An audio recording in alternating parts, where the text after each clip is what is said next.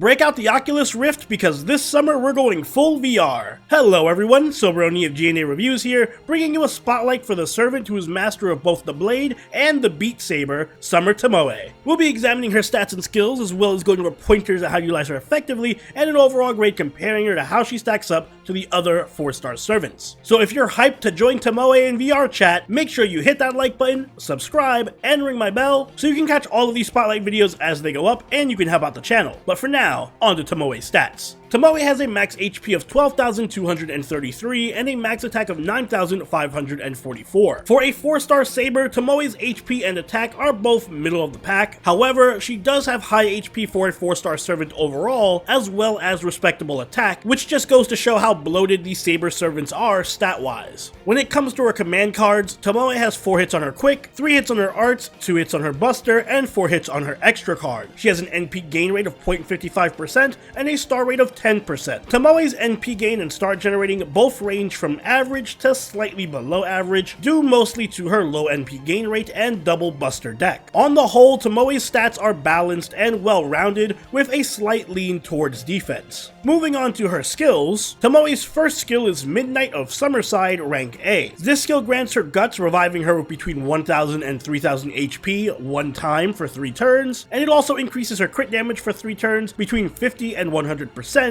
both depending on level. However, as a demerit, it will also grant Tomoe a delayed stun that activates 3 turns after the skill is activated. Her second skill is VR Shinkage Ryu, rank B+. This skill increases her arch card effectiveness for 1 turn between 20 and 30%, and it also increases the crit star absorption rate of her arts cards for 1 turn between 300 and 500%, both depending on level. And finally, her last skill is Survival Countryside, rank B+.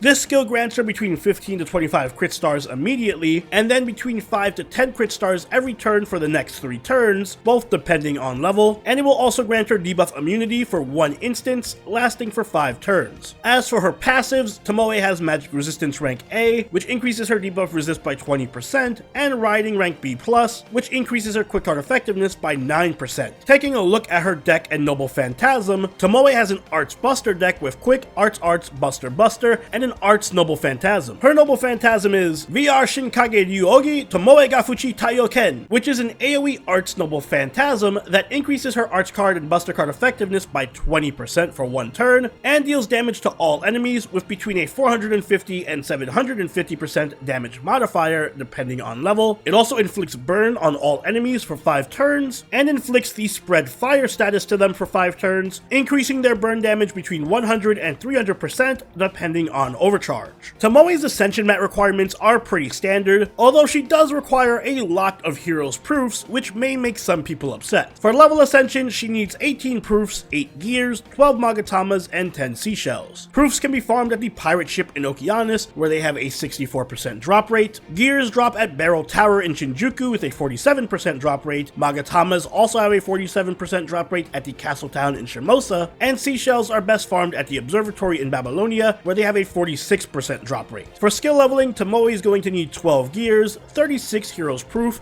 20 magatamas, and 12 reactor cores per skill. Reactor cores are farmable at the West Interstellar City in Olympus, where they have a 22% drop rate. Probably the hardest and most difficult thing about playing Summer Tomoe is deciding what ascension to use. Seriously, she looks amazing in all of them. But once you have that figured out, Tomoe isn't too complex. Her stats are very middle of the road, with high HP and just about average everything else. Unfortunately though, that also includes average NP gain and star generating, which are both vital aspects to Tomoe's playstyle. Thankfully though, she does have a few ways of compensating for this bit of low utility in her kit, most notably through her third skill, Survival. This skill grants Tomoe a mini star bomb of 25 crit stars and then 10 stars every turn after that for 3 turns. It also grants her 1 instance of debuff immunity, which we'll come back to later. For now, just know that this skill is instrumental to using Tomoe effectively as a DPS. As a crit saber, being able to generate crit stars is, well, critical. And this skill is reminiscent of Saber Lancelot's in that it gives Tomoe a consistent stream of crit stars for fueling her damage. Damage that she gets from other skills like Midnight of Summerside. Midnight of Summerside gives Tomoe a massive 100% buff to crit damage for a full 3 turns, as well as a guts buff for defense. However, it comes at the cost of a delayed stun, which triggers 3 turns after the skill is activated. 100% bonus damage for 3 turns is actually pretty huge, and it ensures that Tomoe is capable of dishing out sustained damage throughout the course of a battle, as opposed to high single turn burst damage, mostly due to the skill's high uptime. The guts also comes in handy for keeping Tomoe alive against enemy noble phantasms and stray crits, but the power of the skill is probably why it comes with such a heavy demerit attached to it. Now normally, a delayed stun would be horrible on just about any servant, but remember that debuff immunity I mentioned earlier? Yeah, this is what it's for. As if you needed any more reason to pair Survival and Midnight of Summerside together, not only does Survival set up Tomoe for a full 3 turns of crits to take advantage of that 100% buff, but it also completely nullifies the stun demerit as well, completely removing any drawbacks. But lest we forget, Tomoe still has one more skill, VR Shinkage Ryu. This skill provides her a 30% arts buff for 1 turn and increases the Star Absorb on her arts card significantly. Naturally, the Star Absorb allows this skill to synergize well with Tomoe's other 2 skills, but it also works fantastically as a battery for fueling Tomoe's NP gain. Not only will the arts crits help fill up her meter much faster, but the arts buff itself can help Tomoe loop her Noble Phantasm in Castoria teams, which technically qualifies her as a 3-turn arts farmer for Sabers. This means there are 2 build paths for Summer Tomoe. As a crit DPS, you should level Midnight of Summerside first for the damage, followed by Survival for consistency, and then the arts buff last. However, if you plan to use Tomoe as a farmer at any capacity at all, then level her arts buff first instead. You should also grab mana loading as well for more consistency, and then her anti-alter ego append skill just because it may come in handy once in a blue moon. Trust me, you'll be thanking me when that CCC Grailfront comes. Tomoe's Noble Phantasm is an AoE arts attack that buffs her arts and buster cards before damage and burns all enemies. The pre-damage buff is nice, especially because it pairs well with her second skill to give her a full 50% mana burst buff to her NP for a turn. And as mentioned, this being an AoE arts NP means that Tomoe is capable of 3-turn farming with Castoria. However, this is kind of where we run into issues. While 3-turn farming with Tomoe is possible, it isn't easy, because her arts buff only lasts a single turn and she doesn't possess any other NP batteries in her kit. Her looping ability is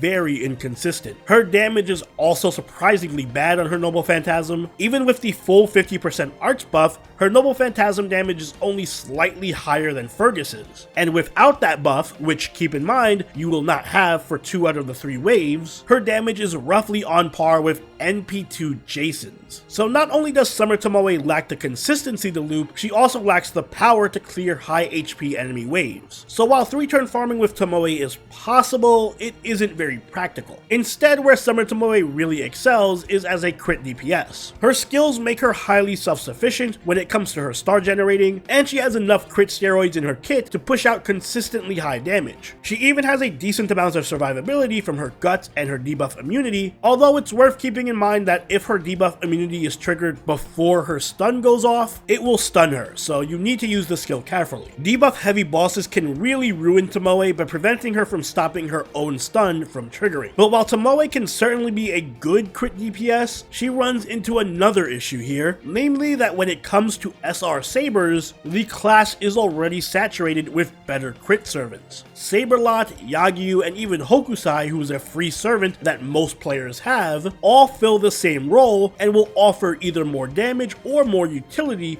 than Tomoe does. Summer Tomoe can still be useful though, specifically if you take advantage of her low cooldowns and you provide her additional damage buffs. For that reason, I would recommend pairing her with servants like Tomoe, Lanling, and Mozart. Tomomo's cooldown reduction can help keep Tomoe's crit buff active for most of the fight, while also being able to provide additional arts and NP damage. Meanwhile, Lanling and Mozart are excellent choices for providing additional crit stars for consistency and crit damage. If you want to use Tomoe as a farmer, then I would suggest sticking with Castoria, but other art supports with good NP batteries like Paracelsus, Bride, and a Slippery Asclepius can be good as well. Paracelsus and Asclepius are excellent NP batteries that provide additional NP gain, while Bride can provide direct NP charge and an excellent attack buff as well. Summer Tomoe's Bond CE is Caldea VR, controllers included. It buffs the party's arch card effectiveness by 10% and their crit damage by 15%. Tomoe is a purely offensive attacker, so I wouldn't really recommend this CE, but if Lysenko ever decided to make this console, I would buy it in a heartbeat. Instead, rely on CEs that give starting NP charge like Kaleidoscope or Dive to Blue for farming, or crit buffing CEs like Gem Magecraft and Another Ending for DPS. In the future, Ocean Flyer is also worth picking up for better farming potential since it does offer more damage along with starting NP charge. For command codes, if you don't have Yang, then Jin's Lamp is a great option since it not only generates crit stars for Tomoe, but also plays into the burn gimmick on her NP. Like most of the summer servants this year, Summer Tomoe is just underwhelming. She isn't particularly bad. After all, she is a decently consistent and strong crit DPS who is also capable of some limited 3-turn farming, but she just pales in comparison to many of the other more easily obtainable options available in her rarity. She doesn't have the damage or utility to match up with the likes of Hokusai or Saberlot, and as a farmer she also struggles in terms of her damage and her consistency, so all in all, Saber Tomoe gets a B-